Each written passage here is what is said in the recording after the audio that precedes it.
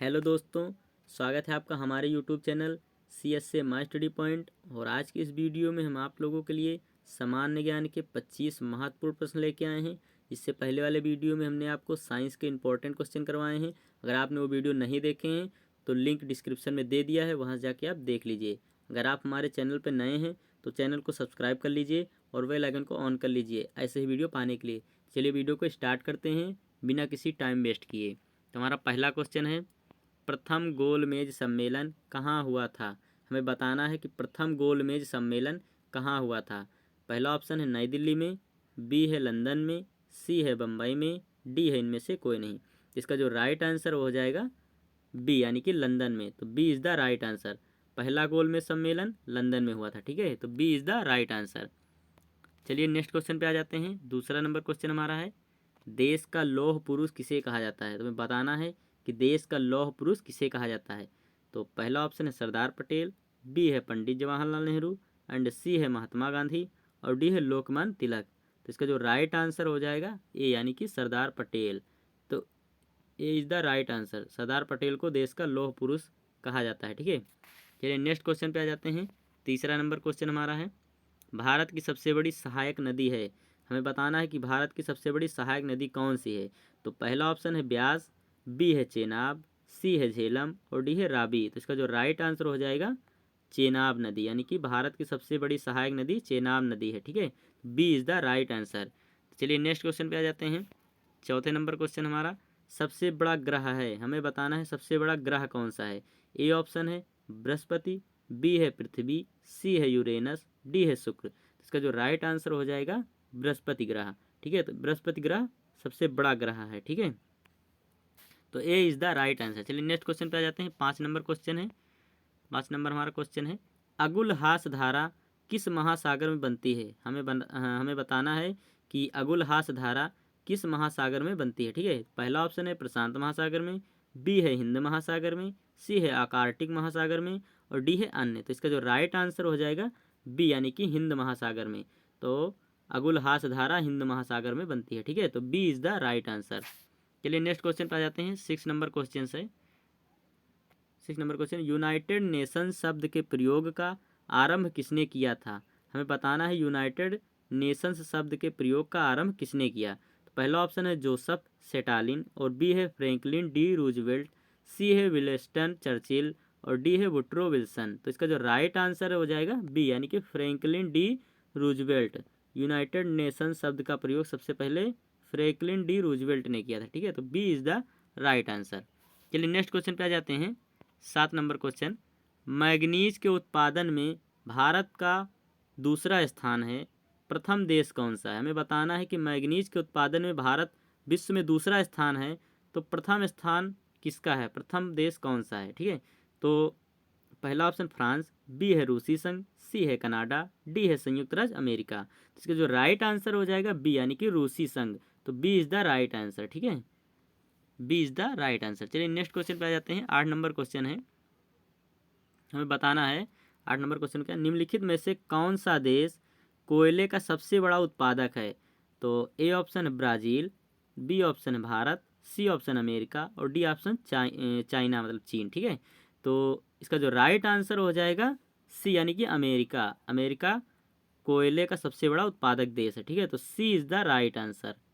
C is the right answer. चलिए next question पे आ जाते हैं।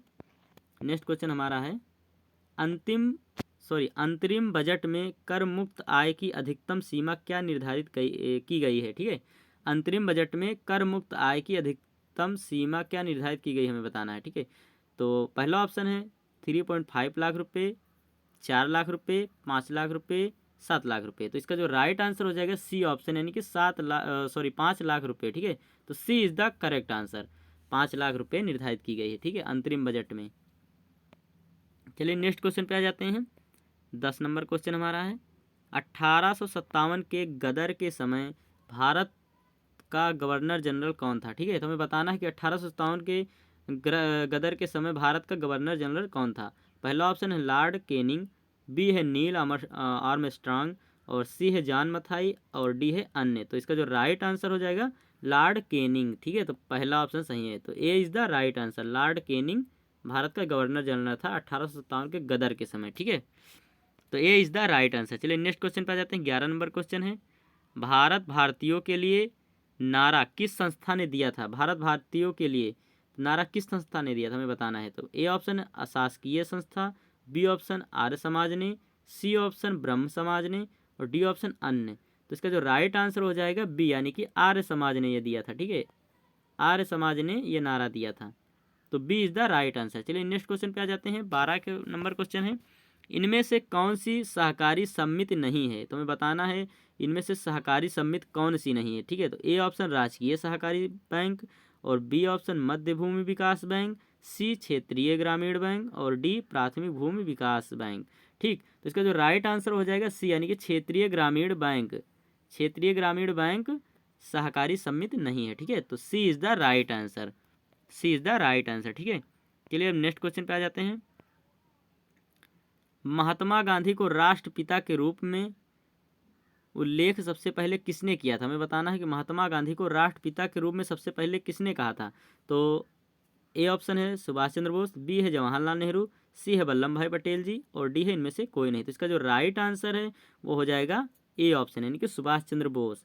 सुभाष चंद्र बोस ने सबसे पहले कहा था महात्मा गांधी को राष्ट्रपिता के रूप में, ठीक है। तो A is the right answer, A is the right answer. चलिए नेक्स्ट क्वेश्चन पे आ जाते हैं। 14 नंबर क्वेश्चन हमारा, भारत में प्रथम स्थापित परमाणु संयंत्र कौन सा है? भारत में प्रथम स्थापित परमाणु संयंत्र एटॉमिक प्लांट कौन सा है, ठीक है, हमें बताना है। पहला ऑप्शन है तारापुर परमाणु संयंत्र, बी है कैटेनोम परमाणु संयंत्र, और सी है कुडनकुलुम परमाणु संयंत्र, और डी है अन्य। तो इसका जो राइट आंसर हो जाएगा ए, यानी कि तारापुर परमाणु संयंत्र भारत के प्रथम स्थापित परमाणु संयंत्र है, ठीक है, एटॉमिक प्लांट। तो A is the right answer, ठीक है, ए इज़ द राइट आंसर। चलिए नेक्स्ट क्वेश्चन पे आ जाते हैं। 15 नंबर क्वेश्चन, T20 की गेंदबाजी रैंकिंग में पहले स्थान पर कौन सा खिलाड़ी है? हमें बताना है कि T20 गेंदबाजी रैंकिंग में सबसे पहले स्थान पर कौन सा खिलाड़ी है, पहले स्थान पर, ठीक है। तो पहला ऑप्शन है मोहम्मद शमी, बी है जसप्रीत बुमराह, और सी है रशीद खान, डी है कुलदीप यादव। तो इसका जो राइट आंसर हो जाएगा ए, यानी कि मोहम्मद शमी, ठीक है। तो A is the right answer. चलिए नेक्स्ट क्वेश्चन पे आ जाते हैं। 16 नंबर क्वेश्चन है, पृथ्वी पर दिन और रात होते हैं। ये क्वेश्चन आपने डिस्प्ले पे देखा होगा, वही क्वेश्चन है। तो पृथ्वी पर दिन और रात होते हैं, पहला ऑप्शन दैनिक गति के कारण, बी वार्षिक गति के कारण, सी छमाही गति के कारण, और डी तिमाही गति के कारण। तो इसका जो राइट आंसर हो जाएगा दैनिक गति के कारण, यानी पहला option A is the right answer, ठीक है, ए इज़ द राइट आंसर। दैनिक गति के कारण पृथ्वी पर दिन और रात होते हैं, ठीक है। तुम्हारा नेक्स्ट क्वेश्चन है 17 नंबर, आगरा शहर को किसने बसाया? हमें बताना है कि आगरा शहर को किसने बसाया।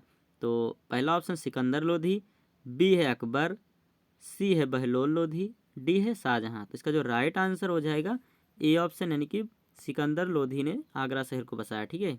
ये यूपी में पड़ता है, और यहाँ पे ताजमहल है, जिसको किसने बनाया? शाहजहां ने बनवाया है, ठीक है, ताजमहल, ध्यान रखना। तो आगरा शहर को सिकंदर लोधी ने बसाया है, ठीक है। तो A is the right answer, A is the right answer. चलिए नेक्स्ट क्वेश्चन की ओर चलते हैं। 18 नंबर क्वेश्चन, सबसे छोटा ग्रह है, हाँ, तो हमें बताना है कि सबसे छोटा ग्रह कौन सा, ठीक है। A option Mangal, B option Shani, C option Budh, और डी नेपच्यून। तो इसका जो राइट आंसर हो जाएगा सी ऑप्शन, यानी कि बुध ग्रह सबसे छोटा ग्रह है, ठीक है, सी इज़ द राइट आंसर। चलिए नेक्स्ट क्वेश्चन की ओर चलते हैं। 19 नंबर क्वेश्चन है, इन्वेस्टर प्रोटेक्शन फंड किस संस्था ने स्थापित किया है? तो हमें बताना है इन्वेस्टर प्रोटेक्शन फंड किस संस्था ने स्थापित किया है। ए ऑप्शन पूंजी मुद्दे ने, बी ऑप्शन DLF ने, सी ऑप्शन सेबी ने, और डी ऑप्शन अन्य।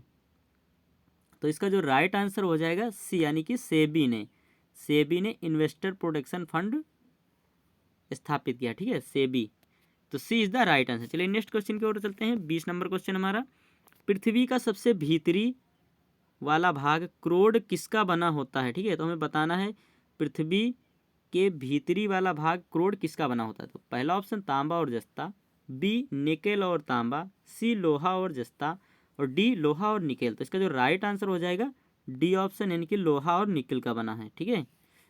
तो D is the right answer, D is the right answer. चलिए नेक्स्ट क्वेश्चन की ओर।